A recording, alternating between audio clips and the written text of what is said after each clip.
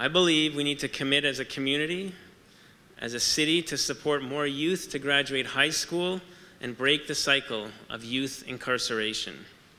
Because for all the gains we're making in Saskatchewan, we also have the most young people in jail rather than graduating from high school. We're going to be talking a little bit more about it in the next couple of months, so I don't want to announce it at this time. But we're seeing an unprecedented recognition that a lot of the systems we have right now are not working, and we need to identify what is it that's causing young people to end up more in conflict than in success, and start at that source and create the better pathways so that cycle of incarceration doesn't develop. And so I look forward to working with our partners. The city is only one of the players in this. We need to have collaboration from other levels of government and community agencies to get there. The Tribal Council, the Métis community, all these groups. And I'm hopeful that we can make progress. It's challenging, we know that, but it's very important too. We know that a necessary precursor for female offending is poverty.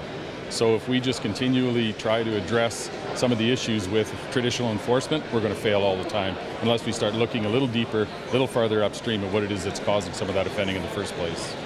No, I think when you have a marginalized community, in our community, that the marginalized population is Indigenous. They suffer from some challenges that other people don't have to, and that shouldn't mean that they become the target of justice and the target of policing. So we need to look at what the causes are. We need to look creatively at what some of the solutions can be if we partner and include them in those discussions. I would say, though, that cities are the front lines where these issues play out. It's in our communities and on our streets and our schools that the families are living and that the conditions are created that this is happening. The city has a key role to play as a convener, as a champion for change. We have the police service that that is part of our city operations, our city funding at least, the Board of Police Commissioners that has governance over that. But we have the ability to bring the community together and work in a different way. I think this is a community problem.